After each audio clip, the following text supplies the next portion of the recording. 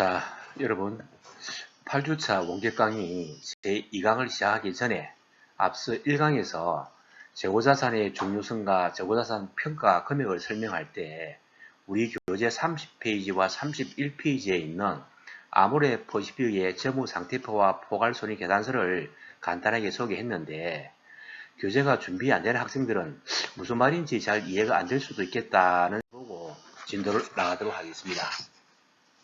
자, 아모레 퍼시픽 주식회사의 재무상태표를 보면요. 자, 차변은 자산, 대변은 부채와 자본인데 여기서 우리가 봐야 될 거는 요 유동자산 금액이 10.745입니다. 단위가 억원이니까 1조 뭐 이렇게 넘어가는 거죠. 그 다음에 이 유동자산 10,745 중에서 여기 재고자산이죠. 재고자산. 재고자산이 2,518로 되어 있습니다. 자, 재고자산이 전체 유동자산분의 대충 한 23.4%, 퉁치면 약 한 4분의 1 정도가 유동자산 중에서 재고자산이 차지하고 있다. 굉장히 높은 비중이죠. 요걸 갖다 아까 설명하기 위해서 내가 말로만 설명드린 부분 교재 학생들 참고를 하라고 다시 한번 보여줍니다. 자, 포괄손익계산서에서 우리 재고자산과 관련해서 봐야 될 부분이 뭔가 하면 제가 아까 설명해서 자, 총 수익 금액인 매출의 36,707에서 매출원가를 보면은 11,50인데 자, 요 매출원가 계산을 할 적에 제공품의 재고자산의 기말 재고액이 만약에 과대평가되면은 요 매출원가가 어떻게 되느냐라고 물어봤죠. 기말 재고 금액이 과대평가되면 매출원가는 그죠? 어떻게 됩니까? 예, 줄어들게 되죠. 줄어들면은 이 매출 총이익은 어떻게 될까요? 만약에 이것이 줄어들게 되면은 매출 총이익은 늘어나게 되죠. 왜냐하면 총 수익 금액이 매출액에서 마이너스 매출원가를 하게 되니까 만약에 이것이 10,550이라 하면 이거는 26,157이 되죠. 반대로 매출원가를 계산할 때 재고자산 평가가 과소 평가되었다라고 하면 이 매출원가 부분은 올라가게 되죠. 올라가게 되면 이게 만약에 매출원가가 12,550 되면은 매출 총이익은 어떻게 됩니까? 24,157로 줄어들게 되죠. 그래서 어떤 재고자산의 금액, 평가가 굉장히 그 기업의 매출 총이익을 비롯한 영업이익, 당기순이익, 그 다음에 단기 총포괄이익, 또 한 주당, 그죠? 당기순이익, 전체적으로 영향을 미치게 된다 하는 것이기 때문에 우리 그 재고자산의 정확한 그런 평가는 매우 중요하다. 그리고 재고자산이 차지하는 비중은 전체 유동자산 중에서 굉장히 그 포션이 높을 수 있다 하는 얘기를 갖다 하기 위해서 제가 설명만 드렸던 겁니다. 참고를 하시고요. 그 다음 교재 집어보도록 하겠습니다. 우리 108페이지 보면 자 우리가 먼저 재고자산은 상품 매매를 하는 상기업도 재고자산은 상품으로 있고 또 제품을 제조하는 제조기업의 재고자산은 원재료 재고 남은 거, 제조 공정적인 제공품, 그리고 완성된 제품을 갖다가 제조기업의 재고자산이라 한다고 했고 지금 우리는 상기업, 상품 매매업의 재고자산 회계 처리를 어떻게 하는가를 갖다 하는 것인데 우선 우리가 상기업에서 매입원가, 상품을 매입할 때 원가를 어떻게 결정하느냐 하는 문제. 자, 요 교재 108페이지 필요한 분은 좀 보면서 하세요. 매입 원가를 결정할 적에는 자, 매입 가격에 예를 들면 여기서 수입 관세가 나왔는데 만약에 우리가 외국에서 상품을 수입해서 판매를 하는 그런 상기업이라고 가정을 한 겁니다. 자, 이럴 경우에는 수입할 때 들어가는 관세, 다음에 재공과금, 세금 같은 거, 다음에 배 운송비, 또는 항공비 이런 거에다가 배에 선적을 해서 우리가 수입을 했다 그러면 그 하역료 이런 기타 부의 비용들을 갖다가 전부 다 포함한 취득 과정에 직접 관련된 기타 원가를 전부 다 가산한 금액을 매입 원가라고 한다라는 얘기고, 다음에 여러분 우리 교재에 보면 매입 할인, 리베이트 등은 매입 원가를 결정하는데 차감한다는 말이 있죠.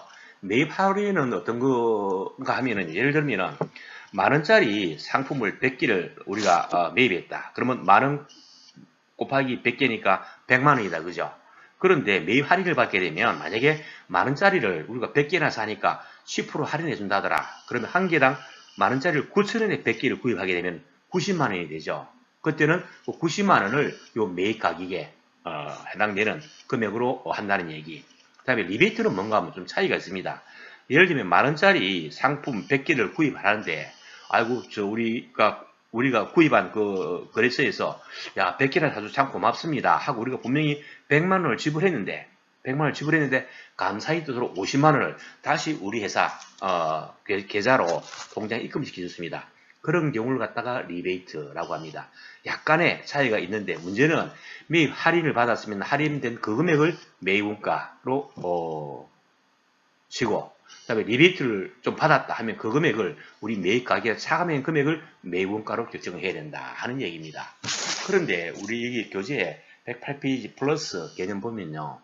왜 매출원가와 기말 재고 금액의 결정이 어려울까요? 하는 문제인데 자, 판매되는 수량에 적용되는 가격 결정 문제입니다. 기존에 구입된 모든 상품의 가격이 항상 일정하지 않을 수 있기 때문에 그런 거예요.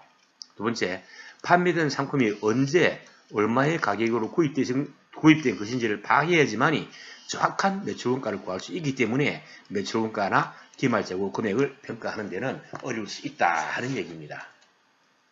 그 다음 자 지금부터는 이제 포인트 옵션을 레이즈 포인트로 하겠습니다. 두 번째 교재 109페이지입니다. 매출 원가와 기말 재고 금액의 결정. 자, 재고 자산을 평가할 적에는 수량 파악도 해야 되고 금액 평가를 해야 된다는 거. 딱 머릿속에 입력해 놓고 시작합니다. 자, 먼저 재고 수량을 결정할 적에는 계속 기록법과 실질 재고 조사법이 있다. 계속 기록법은 판매 시에 제거란 말은 마이너스 된다는 얘기다. 그죠? 상품을 가지고 있다가 마이너스 된다. 판매 시 제거되는 재고 자산의 수량을 항상 계속 기록을 통해서 파악을 합니다. 그래가지고 매출원가를 산출하는 거. 따라서 재고 자산의 수량은 회계 기간 중에도 언제라도 우리 장부를 통해서 현재 매월 며칠 현재에 우리 상품이 몇 개 남아있다는 것을 계속 기록을 통해서 알아볼 수 있다는 거.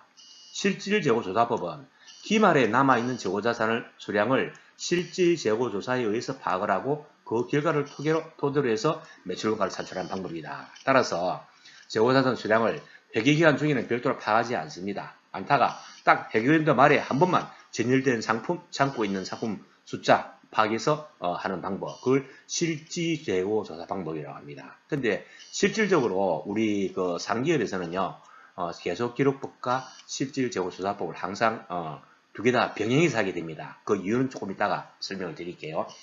계속 기록법에 의해서 상품이 들어오고 나가는 걸 전부 다 기록하고 연말 또는 기말에 가서 한 번 더 실제 우리 재고가 얼마 있는가 장부상 숫자와 다음에 기말 실제 재고조사.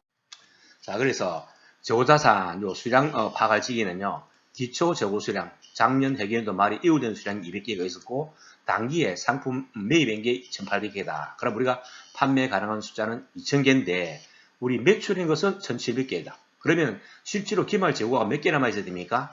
300개 남아 있어야 되죠. 그런데 실질 재고 조사를 해보니까 280개밖에 없더라. 그럼 20개가 어디로 갔을까? 분실, 도난 경우도 있고요. 때로는 뭐 지가 어떻게 뭐 파먹어서 없어졌다든지 하여튼 그런 분실됐다든가 감모된 부분을 감모수량 20개로 파악하게 됩니다. 요 감모수량 요거는요 기말이 돼봐야 파악할 수가 있습니다. 실질 재고 조사를 통해서. 그래서 계속기록법에서는 판매 가능 수량 2000개에서 매출 수량 1700개를 빼면은 기말 재고 수량이 300개 남아 있어야 되는데 실질 조사를 해보니까 280밖에 없다는 얘기죠. 그래서 실질 재고 조사법에 하면 판매 가능 수량 2000개에서 재고 수량 280개 조사를 해보니까 그럼 나머지는 20개는 뭐냐? 우리 감모손이다. 분실, 도난, 기타 오염 때문에 그 상품을 판매할 수 없는 거다. 라고 이렇게 파악하는 겁니다. 다음. 자, 그럼 두 가지 방법 중에서 어떤 방법을 사용하는 것이 좋을까요? 실제 그 상기업에서는요, 두 가지 방법을 모두 사용해서 재고 관리와 원가 계산을 합니다. 기중에, 회계연도 중에는 계속 기록법으로 상품이 들어오고 나간 것을 그때그때마다 기록을 하고, 그 다음에 기말 가서는 실제 창고와 진열장에 남아있는 상품을 조사를 통해서, 그죠? 실질 수량과 상무상 수량을, 차이를 분석해서 나머지는 감모 수량으로 해서 감모손으로 처리하기 위해서 하는 겁니다. 두 개 다 같이 한다는 거, 병행한다는 거 참고로 알고 계시고. 그 다음에 우리 교재 보면요. 111페이지. 진도가 좀 빨리 나가죠? 여러분들 주의를 해야 됩니다. 그 다음에 그림 4-1 보면요. 계속기록법과 실질재고조사법에 의한 회계처리 비교해놨는데, 자, 계속기록법에 장부에 계속 기록할 적에는 구무할 적에는 차변에 자산이 늘어났으니까 차변에 재고자산, 대변에는 우리가 현금을 줬으면 현금, 현금을 못 줬으면 매입채무, 부채의 증가로서 대변에 판매할 적에는 자 팔았으니까 그죠? 판매를 했으니까 매출 그죠? 매출로 대변에 기록합니다. 그리고 돈을 받았으면 현금, 돈을 못 받았으면 매출이라는 채권, 자산이 증가되었죠? 차변 기록. 또 아니면은 판매될 때는 요 재고자산으로 처리했기 때문에 요 재고자산 부분은 대변에 차변에 있던 재고자산을 대변에 대체분기를 하고 나머지는 전부 다 매출원가로 한다. 그리고 기말 길손시에는 길산할 적에는 요 별도 붕괴는 없습니다. 수정 붕괴가 이대로만 하게 되면은. 그리고 실질재고조사법에 하면은 자 상품을 구입하면은 재고자산으로 처리되지 않고 바로 매입이라는 개정을 씁니다.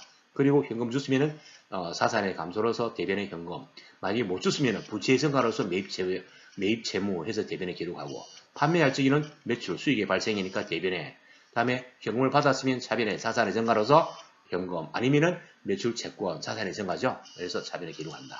그런데 실질재고조사법을 해보니까 실질재고가 차이가 있다. 그러면 기말 재고를 파악해가지고 수정분계 차이 난 만큼 재고 감모 손실로 해서 손실로 처리하든지 아니면 때로는 매출원가로 인식한다 하는 얘기입니다. 그 다음에 기말 수정분계, 요 마감분계다 그죠? 기초재고, 기초에 있던 재고자산 전부 다 매출원가에 대체시키고 단기에 매입한 것도 전부 다 매출원가에 대입시킵니다.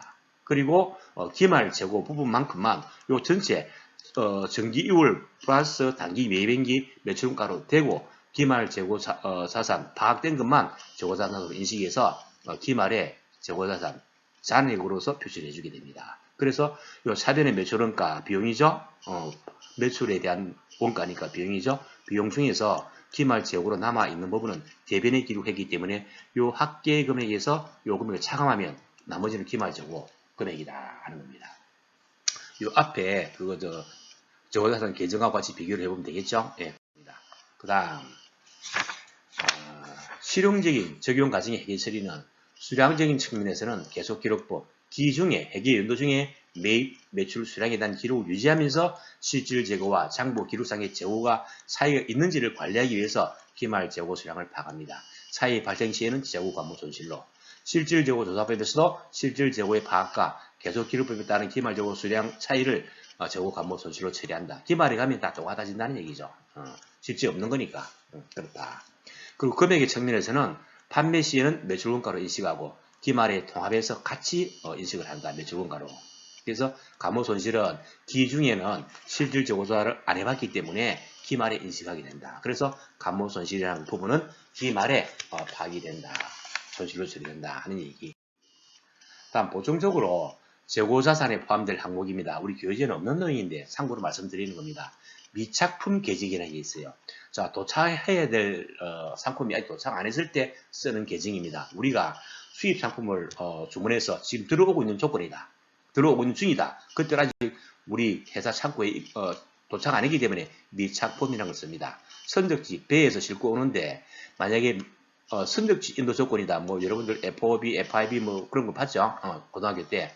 선적지 우리가 미국 LA에서 배에 싣고 들어오는데 지금 배에서 싣고 우리나라로 가지고 오고 있다. 그러면은 매입자 우리 회사의 선적지 인도 조건은요.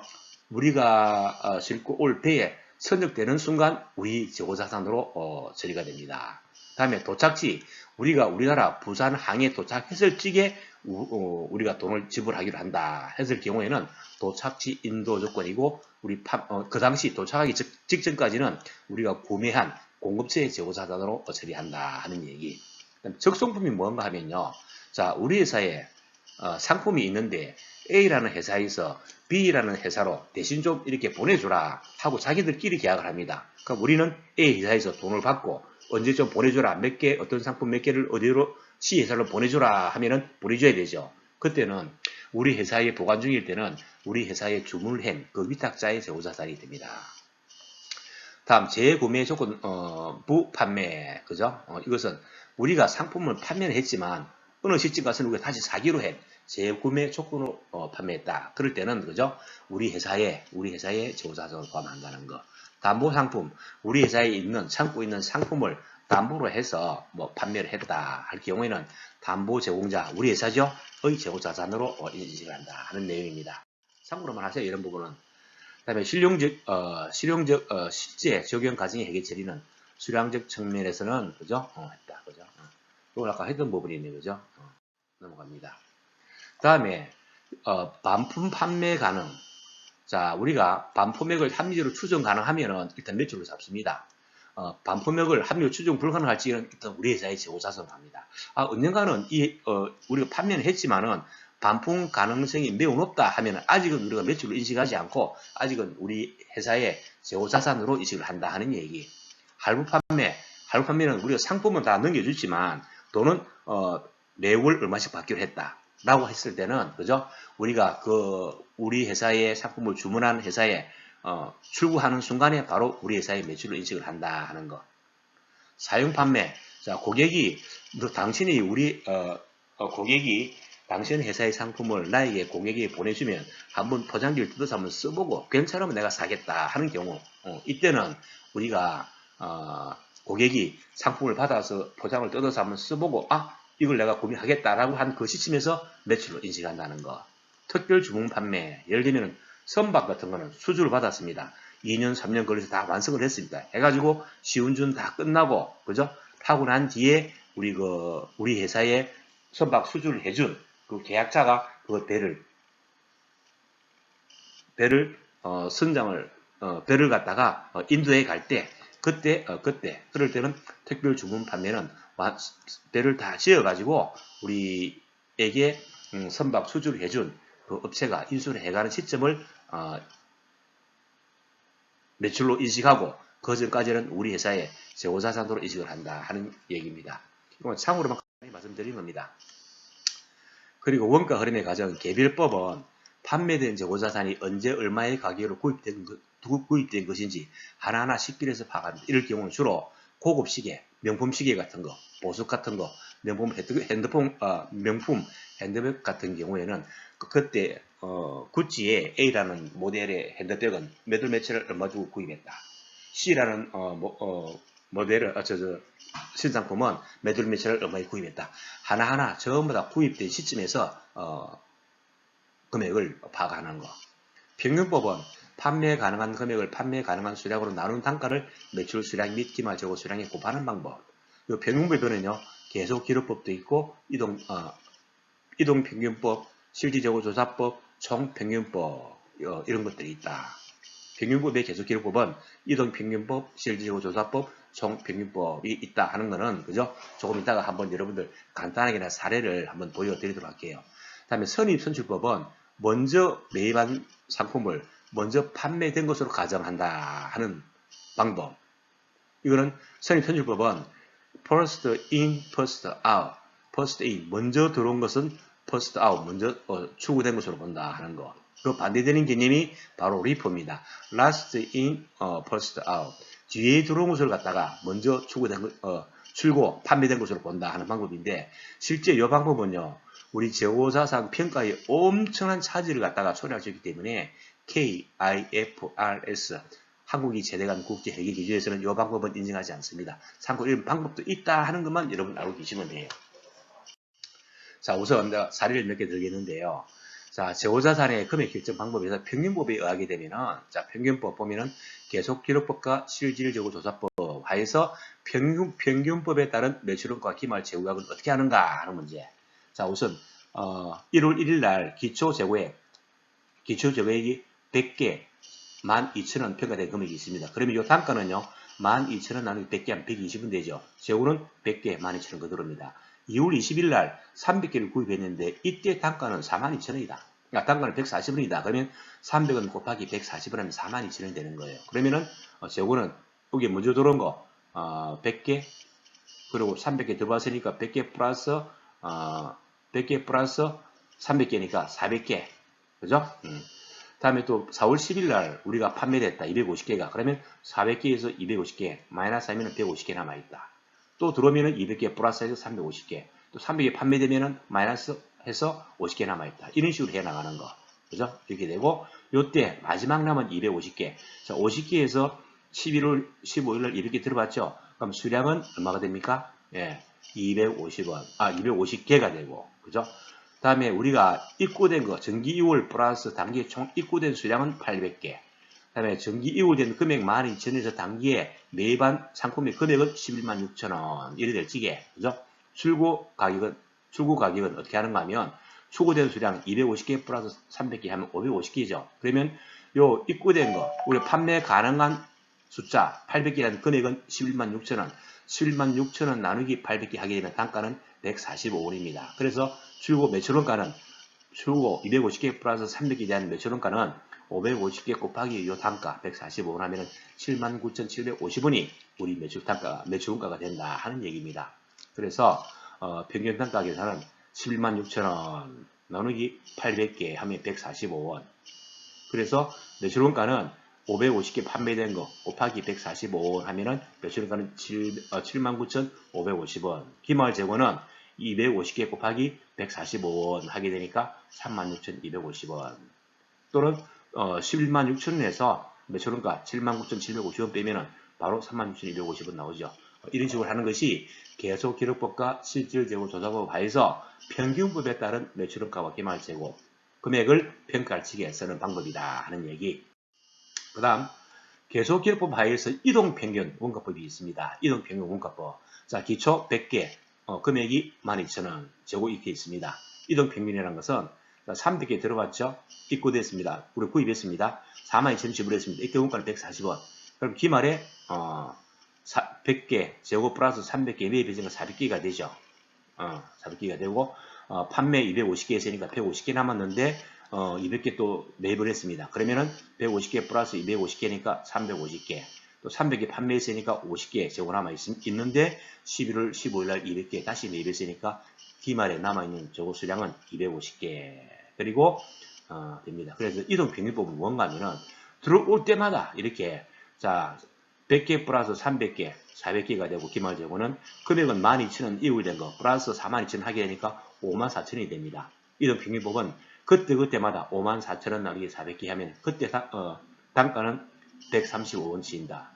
출고될 지에는 요게 있던 게 출고됐으니까 200개, 250개 출고됐다. 단가 135원 되죠. 그러면 135원 곱해주면 33,750원이 되고 재고는 400개에서 250개 마이너스하면 재고 수량은 150개. 금액은 54,000원에서 33,750 빼면은 20.250 된다. 그리고 다시 또 200개에 매입을 했으니까 150개 재고 있던 데서 200개 플러스 하면 350개가 되고 금액은 20,250에서 30,000 하게 되면 50,250 이때 한 개당 단가는 50,250에서 350개 나눠주면 143.57 143은 57점 이래 되는 것이고 300개 나갔다.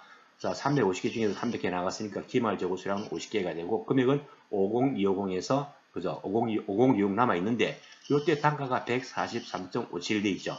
요 단가 적용시키면은 300개 곱하기 143.57 하면은 금액은 43.07 그죠?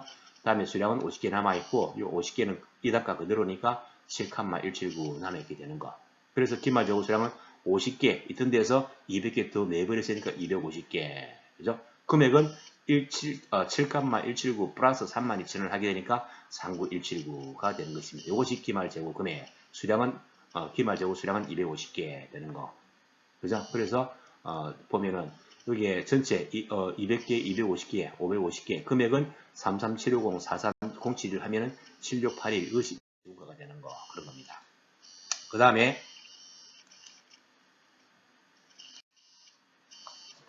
자, 재고자산의 금액 결정, 평가금이라 생각이 됩니다. 실질재고조사법과 선입선출법에 의했을 때 어떻게 되는가? 선입선출법에 따른 매출원가와 기말재고 산출은요. 제가 요걸 좀 빨리 하도록 하겠습니다. 기초재고 이렇게 남아있는 거 알겠죠? 이후된 거. 그 다음에 구입된 거, 그죠? 100개 플러스 300개, 400개.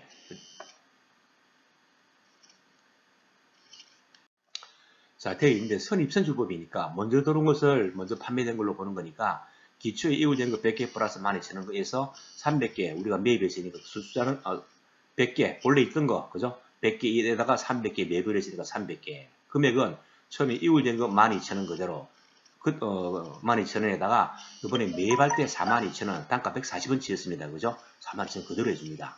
그 다음에 100개 출고됐다. 어떻게 하느냐? 요게 먼저 들어온 게 먼저 출고된 걸로 보니까 판매된 걸로 보니까 요 단가 그대로 120원에서 12,000원 됩니다.